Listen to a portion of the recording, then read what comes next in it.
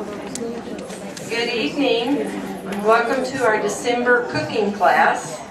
Some familiar faces, we're glad to see you back, and so some familiar faces up here as well. So my name is Rhonda, and you know Lindsay as well. She's been doing it several times with us, and of course we can't forget Jared. He's been here longer than any of us. That's been a while. Yeah, I think so. Since day one. Snacks and sips for sleighing tonight is what we're going to be discussing and letting you have some samples of. But I wanted to ask how you did with any of the Thanksgiving shortcuts. Jan? I made the muffin one. The stuffing muffin? Yes, okay. I did. Like those? Yes, I Worked did. out well? Anyone else? I had my stuffing muffins that I had prepared and put in the freezer, and someone said, I want to know how they turned out after the freezer. Not very good.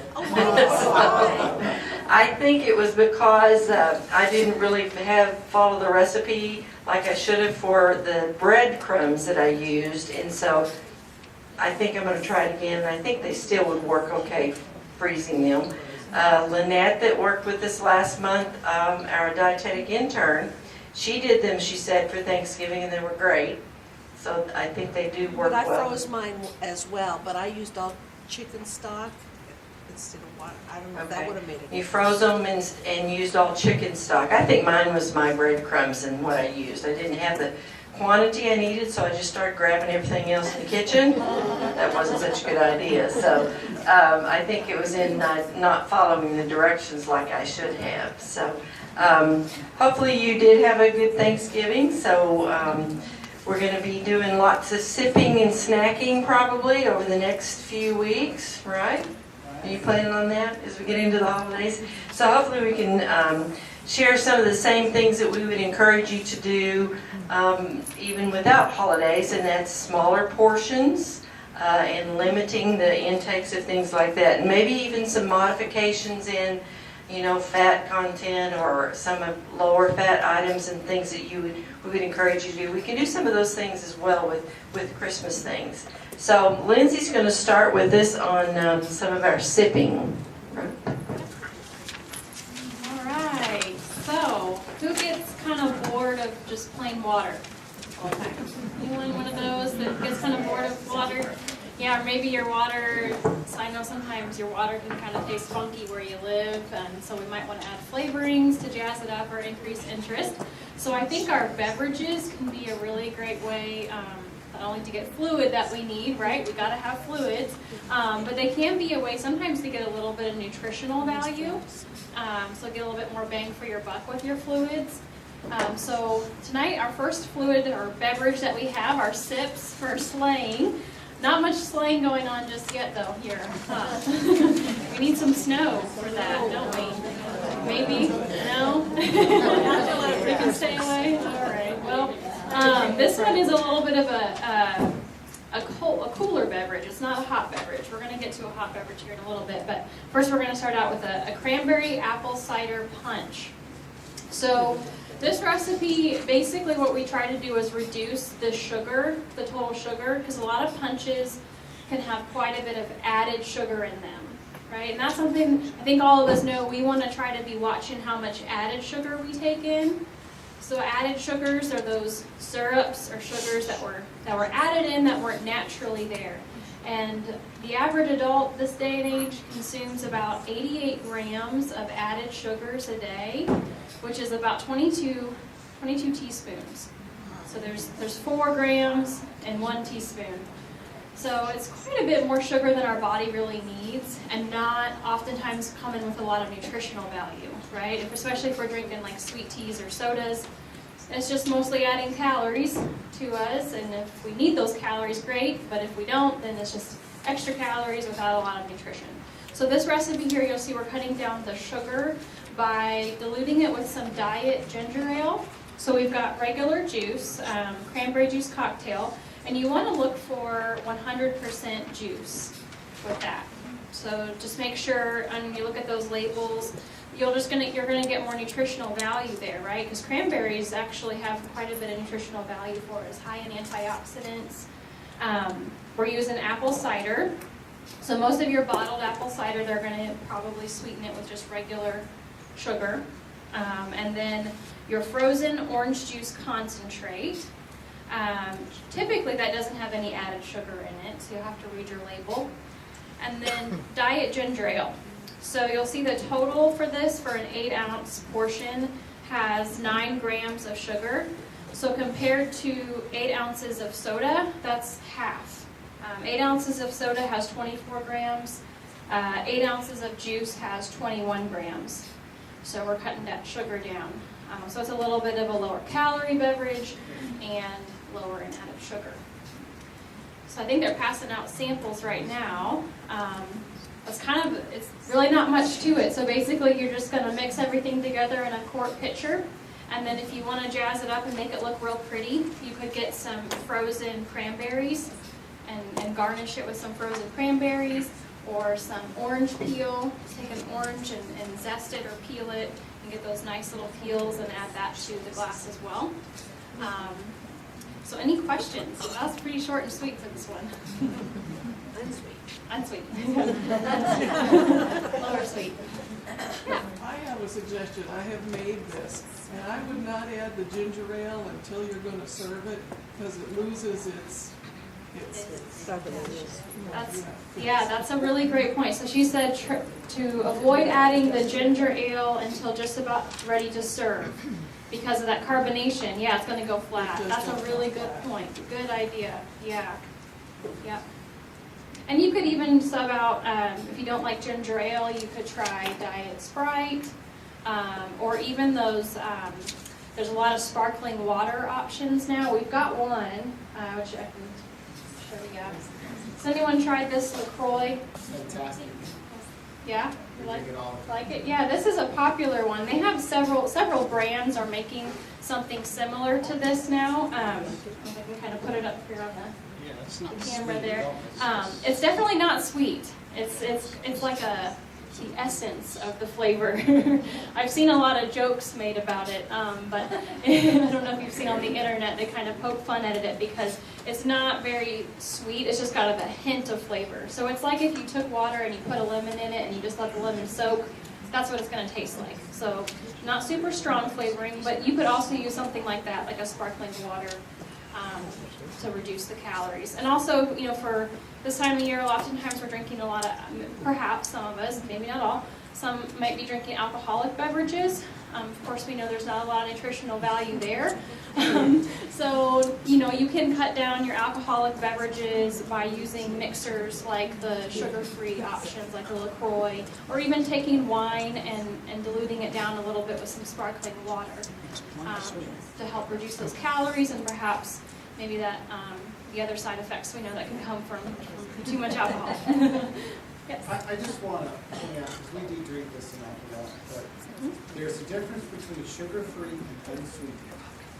And sometimes you go in and you get sugar-free, but it is sweetened, and it's not the same kind of approach.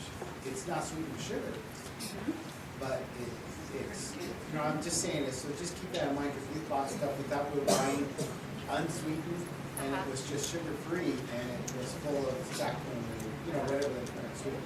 Yeah, he's mentioning that just because it says it's sugar-free doesn't mean that it doesn't have some kind of sweetener in it, like a what they call a non-nutritive sweetener, or an artificial sweetener might be in there. And sometimes even for some products, maybe not beverages, but it may say sugar-free, but it could still have carbohydrates in it. Like sugar-free ice cream still sometimes it's made with dairy, so it's still got a carbohydrate. So yeah, if you're watching the artificial sweeteners, you might be mindful of that. They have found that all of our artificial sweeteners are generally recognized as safe in the amounts that we typically consume. If you're consuming lots, like you have to consume an excessive amount. We're talking like 20 packets of sucralose a day or Splenda a day or more, or several, we're going through a whole case of diet soda drinks with aspartame in it. You have to drink an excessive amount. They may change the gut bacteria in your gut. There's some research showing, that's new research, we're still learning a lot about the artificial sweeteners, but there is some that shows that it could perhaps change our gut bacteria a little bit. And it's a fine balance, it's like a garden. We want to keep the good bacteria balanced with the bad bacteria. And for some people, the sugar alcohols in particular can really make them, feel a little bit more bloated and it doesn't digest as easily. So something to keep in mind, everybody's different, just kind of pay attention to how your body feels, but the sugar-free options or even the artificial sweeteners can be a way to reduce your calories. So if we're a big pop drinker and we're drinking lots of regular soda pop, if we switch to diet, that's definitely going to help us reduce our total calorie intake and total sugar intake for sure. So what do we think of the... Good. Yeah? Good? All right. Any other questions?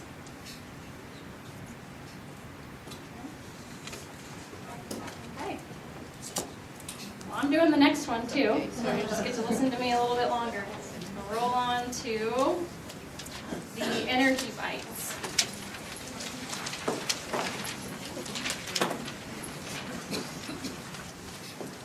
So who has tried something like this, these energy bites or energy balls? Yeah? It's like a no-bake cookie, basically, kind of the same idea. They're pretty versatile. There's lots of options out there. I like things that are quick and easy in the kitchen, so this is one of those things that's just a few ingredients. This recipe could also be good for kiddos or family members with allergies. So you can use, the oats that are gluten-free. Oats are naturally gluten-free. You could use, instead of, it has nut butters here, you could use sunflower seed butter. If you've ever noticed that or seen that. They don't obviously have any nuts in it, so if you had a nut allergy. So this could be a good allergy-friendly recipe as well. So essentially what you're going to do is mix all of your ingredients together in a bowl and form them into balls, and that's it. You're done. You can put them in the fridge or the freezer until they're ready to eat. I kind of like to let them sit up in the fridge a little bit. They get a little bit more firm, kind of hold together or stick together a little bit more. So this is kind of a Christmassy recipe in that we are using the Christmas M&Ms, and I'm not sure if you guys use the Christmas M&Ms? Yeah. We actually went with a dark chocolate, but kept it with the Christmas colors. We also did not use hemp or flaxseed, we used chia seeds. And then we used an almond butter. So instead of a peanut butter, we used an almond butter in place of that. So. Yeah, so you'll see these are kind of versatile. You can kind of mix and match. And if you don't have peanut butter, you could try almond butter or sunflower seed butter. If you don't like chocolate, you could leave the chocolate out. If you don't like coconut, you could leave the coconut out. But you do want to have some kind of dry base, obviously, like your oats. Oats usually work the best, I think, for this, like your rolled oats. The flaxseed, chia seeds, hemp seeds, those are pretty trendy food items right now. You can find them in the baking aisle oftentimes at Walmart. And they're a great source of fiber and plant-based omega-3s. So we all know those omega-3s are really beneficial for our heart health. So if you struggle to get a lot of those, it can be a great way to increase those in your diet. Just 1 tablespoon of your ground flax or your hemp seeds or your chia seeds has around 2 to 3 grams of fiber. So it's a pretty good source of fiber as well. Helps your digestive health, helps to lower your LDL, your bad cholesterol. The sweetener in this is honey. So we use honey, and I think there are some recipes out there that they're using like corn syrup, like light corn syrup, but you can sub out, for honey or agave nectar. You want something sticky though to get it to stick, obviously, together to form that ball. And it says here, if it is very sticky, you can add more dry ingredients to kind of help with that. Let's see what else. The calories here, I did want to point out, and the serving is 1 energy bite, and that's about 100 calories. So these guys are what I would call energy dense. They're one of them packs in 100 calories, so we want to kind of be mindful of how many of these are we eating at one time. We could get carried away, just like cookies. Cookies. One cookie is generally about close to about 100 calories too. So they are calorie dense, but they're nutrient dense. So it's a little bit different compared to a regular cookie. We've got a lot of nutritional value here. We've got some healthy plant-based fats. We've got a lot of fiber. Dark chocolate. Dark chocolate's beneficial to our heart health too. We're using a natural sweetener like honey. So it's a little bit more nutritious than your cookie. And I did want to point out too a quick note on snacking. So who here gets hungry between meals? Anyone feel like you get a little hungry between meals? That's totally normal. It's common to kind of have our hunger cues naturally rise and fall every few hours. For some of us, it just may depend on your appetite and how big your meals are, but it's really normal to have your hunger cues kind of rise between meals sometimes. So snacking can be a way to incorporate more nutrients into your diet. So perhaps you're trying to get more veggies in, so maybe you could snack on some carrots and some ranch dip, or carrots and hummus. Or maybe you're trying to get more dairy products in to get some more calcium. So maybe you have cheese and crackers. So they can be a way to fill in some nutrient gaps in your diet, and they also can help prevent letting your hunger rise too high and you get really, really, really hungry, and then perhaps at mealtime you might be more likely to overeat, perhaps, or not maybe make the best nutritional choice because we've let ourselves get so hungry that we're just desperate and we're going to eat anything that's inside. We'll stop to the drive-thru, we don't care, we're hungry, feed me. So snacks can be a way to help with appetite regulation as well. So I say, smart snacking. We can be smart about our snacking and think about the nutrient density of your snacks. You said you used dark chocolate. What kind of chocolate did you use? They use dark chocolate, and they just asking about the dark chocolate, and I think it was dark chocolate M&Ms. So, yeah, the M&Ms, they make some, dark chocolate variety. Yeah. So, when you're thinking about your snacks, and this time of year especially, we're spending more time indoors. Sometimes we're not as active. We might feel a little bit more stressed, some of us, during the holiday season, which can all lead to perhaps mindless snacking, or boredom snacking, or stress snacking, or emotional eating. So it's also important to check in with yourself and really assess, your hunger level. Like on a scale of 0 to 10, what's my hunger level? Am I physically hungry? Or maybe am I just bored? Or maybe I'm stressed and I'm using food to cope. So that's important too when you're thinking about your snacks between meals. Really check in with yourself and try to assess if I'm really physically hungry. And when am I going to eat again? So if it's going to be several hours, maybe I have a snack that has a little bit more oomph to it, like maybe something like the energy bites. That's going to help carry me over until I get to eat again. So any other questions? Did we get to try these yet? Yes, they're very good. They're good? Like them? Yeah. I wish I could stop at one. Yeah, if we're really hungry, we might have to, we might have to eat a few of these to get feeling full, for sure. Yeah. You could always make them smaller. Yeah, you could make them smaller. That's a good point. Yeah, make them a little bit smaller. So you don't feel as bad when you order them. Yeah. Yes, that's right. Yep. Oh, you went All right. Well, I think next up, Jared, we're going to have you talk about the snack, the praline pecan crunch snack mix. Perfect. Can you guys hear me okay? All right, perfect. If I was to give you one tip on this, I would say the portion of microwaving the sugar mixture, for me, I would have found it to be a lot easier of a recipe to deal with had I just done that on the stovetop. Because in the microwave, sometimes you get hot and cold spots. And in a recipe like this, you really, really want that sugar mixture evenly heated.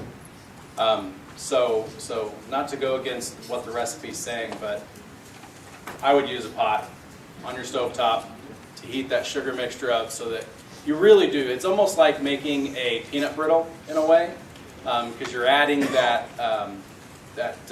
baking soda in there to kind of give it that airiness. And the reason why you want to do that is so that it spreads a lot easier.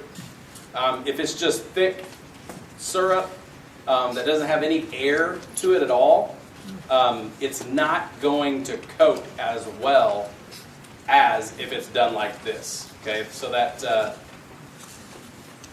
the baking soda part of it really does help quite a bit. We did use a little bit of salt in it, not a ton, but a little bit.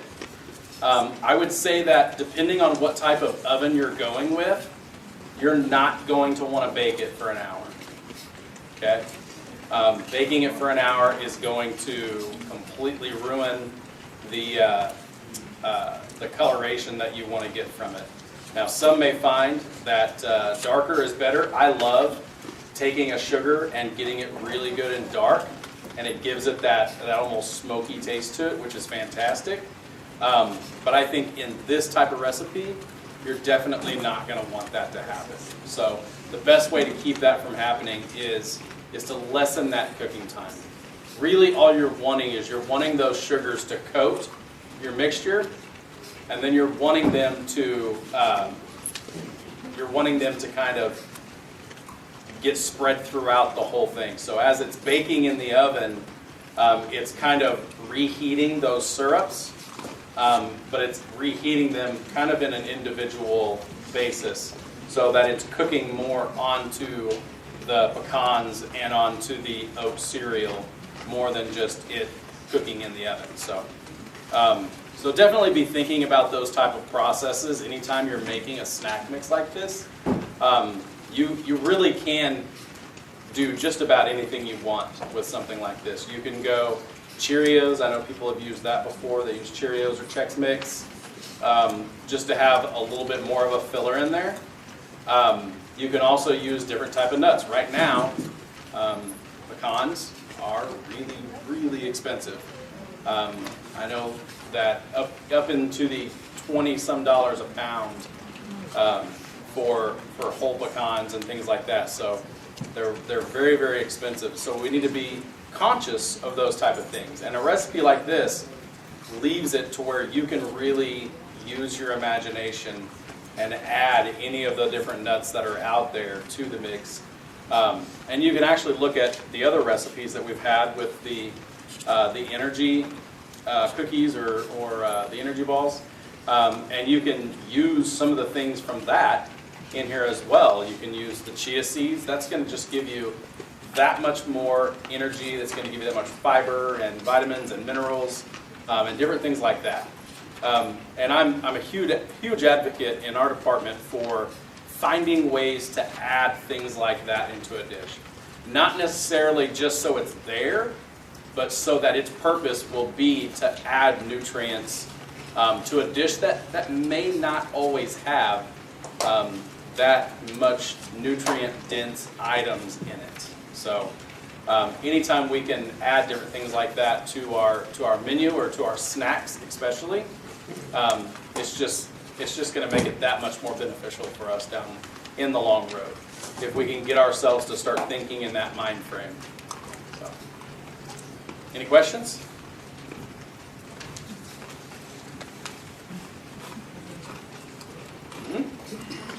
A lot of crunching going on. A lot of Is this something you think you would try at home?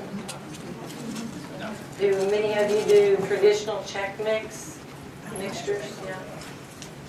This might be a substitute for that, but again, pecans are kind of expensive right now, although I really like them.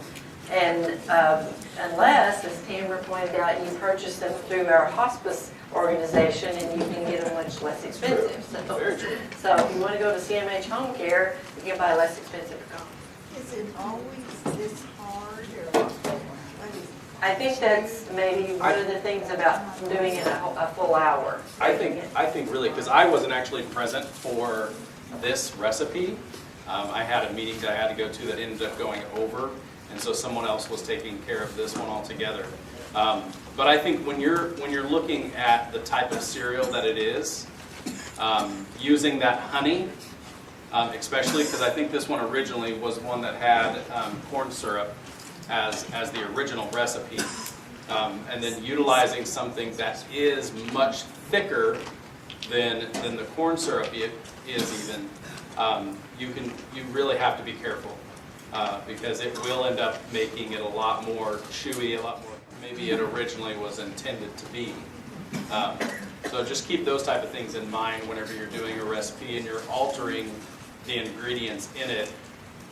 You may have to add a little bit more moisture somewhere, or just keep a really close eye on it. You can also cut back on the amount of I think as they put it in the recipe, your sugar mixture.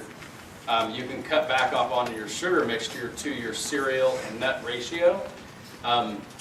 And that will help not saturate it quite so much. Because I think that's one thing they said is there was a lot of syrup mixture or sugar mixture to the amount of cereal and pecans that the recipe had.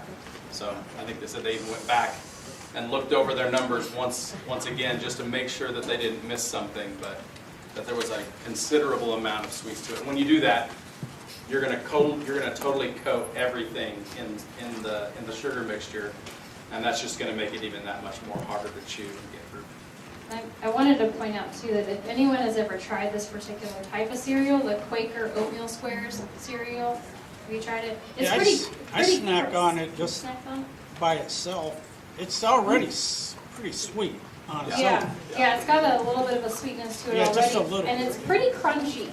It's Yeah. a crunchy cereal. It's kind of a harder cereal, so if you have trouble with that really crunchy texture, you might even just try doing like the Chex cereal. Yeah. The rice Chex or corn Chex instead, or like the Cheerios, because it is just, this particular brand of cereal and type of cereal is pretty crunchy to begin with. So, yeah.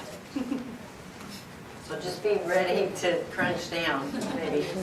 And less time in the oven, I think, would also help with that. The next one that we're going to talk about is the cheese ball. How many of you make cheese balls at Christmas? Cheese balls? Yeah? Yeah? No? Any? So you'll notice this one uses almonds. Maybe they're a little less expensive than pecans right now, but also a good source of that monounsaturated fat that we kind of deem as a healthy fat. And then we also tried to work on the fat content of this recipe by doing reduced fat cream cheese. That's always a staple at my house. I just automatically go for the reduced fat cream cheese, and then a light mayonnaise. So again, we're pulling a little bit of the fat out so that we can save a few of those fat calories. But then we turn around and replace it by putting some bacon in it. So you just kind of trade off on that, so you still have that bacon flavor. And so I think, this is pretty traditional in how you prepare this particular cheese ball in combining those ingredients, mixing them well like a food processor or a blender while they're softened. It did ask you to toast those almonds first thing. So we did a little sample for you to taste of the cheese ball, but the biggest thing is Jared did one that's supposed to be like the pine cone. So Jared, do you want to share anything about how much fun it was to make it look like a pine cone? It was a lot of fun. No, I was actually just telling Hammer that I'm decent at making things taste good, but I'm not the person you call to make them look pretty. That's not me. I'm not the guy that goes in and plates and makes all these beautiful looking plates of food for people. That's not me. I'll make it taste good, but not pretty. So find somebody else. But I actually did this one, and it did. It turned out pretty well. I think really if you were trying to make it look like a pine cone, I would tell you, get the general shape that you want, but do most of your shaping with the almonds. Okay? Because if you sit there and try to get it perfect into the shape of a pine cone like you want it on the plate, you're probably going to be fighting for a while. So, Speaking from experience. Yes. I would also say, personally, I would probably cut the amount of Miracle Whip or mayo that's in this in half. I like a cheese ball to be a little bit more firm. That's just my preference again, but that would also make it even that much more easy to get it to be the shape that you want it, and to get the almonds in there to make it look nice. So You have to layer them. yes. Basically, I stuck them all in and then laid them forward. So, and then as I was going through, see, I kind of went this shape, and then I thought, oh man, did I have the points going the wrong direction? Should they have went towards the back or towards the front? I still don't know, to be honest with you. And I don't think anybody's gonna probably check your pine cone cheese ball that. Tamara approved, so that's all I care. So I think it's turned out very well, actually. So it would be very attractive, I think, in, whenever you did it, you know, people You do. hold it up to the Christmas tree behind you with the pine cone. Oh. That made point for the point. I did make it right. You did do it right. I did that on purpose. There we go. So It's not really gonna make any difference, because once somebody cuts into it, it's not gonna look like a pine cone. it's not gonna look like a pine cone, that's Not correct. So we have several recipes that are kind of on the higher end of fat intake. So I would just caution you that whenever we're doing that, whether it's the energy bites or whether it's a cheese ball, you kind of want to be careful of the portion size. You know, this one says for 2 tablespoons of a cheese ball, that we're getting about 9 grams of fat in that. So we kind of don't want to really go overboard with that. So you eat it really slow. You go on to something else. You go onto the veggie tray at the table whenever you're having all those snacks. So I think it's a real attractive, but didn't even think about the fact that it's going to get destroyed pretty easily, pretty quickly, probably after all that work. So take lots of pictures of it before you serve it, so you'll know what it looked like. So that's our pine cone cheese ball with our almonds. So you may want to do the cheese ball, and you might not spend the time sticking all those almonds in, but it would make it look attractive.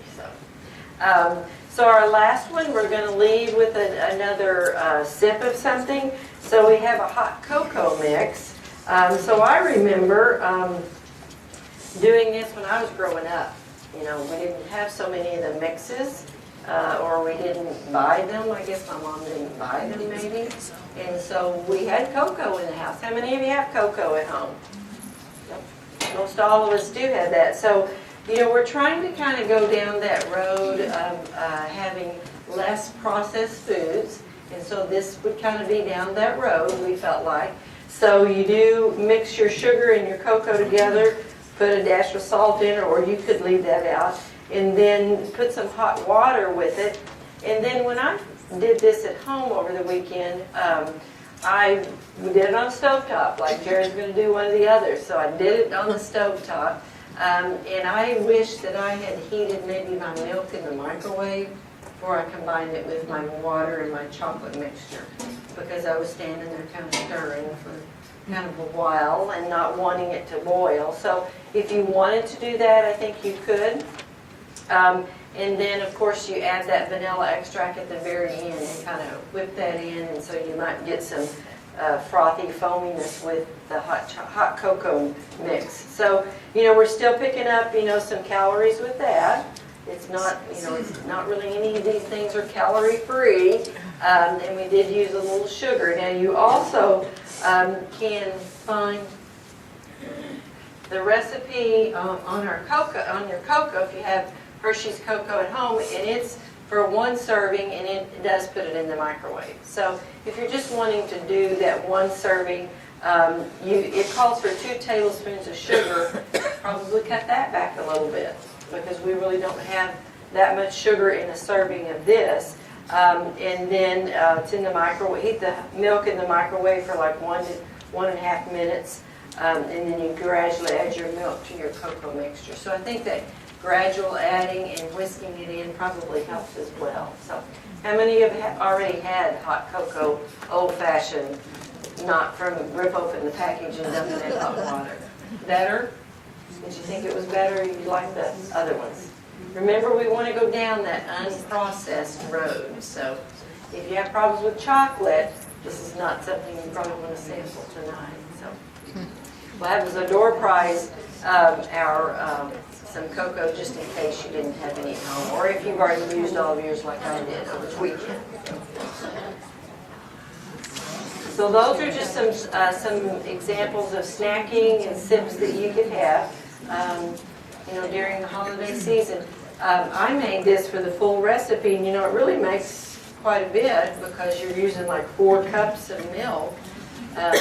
You could reduce it from this portion because a couple of us had some, 2 or 3 of us had some hot cocoa, and then I had some left that I actually ended up putting in the fridge and then heating in the microwave later. But I felt much better about this mixture than opening up a packet and dumping it in hot water. So it's one of those kind of feel-good things to kind of use. I think this is something you take the time to do at home to kind of make a older-fashioned cocoa. Yes, ma'am. I just had a recipe where I mixed everything up in the ice cream bucket, and it called for cayenne, a little cayenne in the mix. Not so much you taste it, but it apparently gives it a little, and cayenne's good for you. Yeah. Well, if you prefer some of those things that do add a little punch to things, then you could do that as well. I'm not too crazy about that myself. I'll just probably stick with it. But if I come to your house, I guess I'll have the other. So any other comments or suggestions about some snacks and sips that you've had? Yeah, couldn't you put a little Chocolate in peppermint general, extract in it too? With, when I do hot cocoa, making it from scratch, I add a little bit of cinnamon. Cinnamon, And okay. you don't taste it, you don't smell it, but it enhances the It chocolate. blends in well. So adding cinnamon even to this, cayenne to this, this one. Cayenne and cinnamon both, that makes a Mexican hot chocolate. Okay, so then we can call it Mexican hot chocolate if we do that. So, yes, ma'am. I was really lazy the other night and I heated up and made up my chocolate silk, cashew silk milk. Milk. I'm sure I thrown some marshmallows in it. So we can find some shortcuts too if you don't want to go the old-fashioned route. You just heated up some cashew silk milk that was chocolate, and it was her hot chocolate, hot cocoa, not hot cocoa, but hot chocolate mixture, I guess. So that kind of finishes up our year of 2018 cooking class.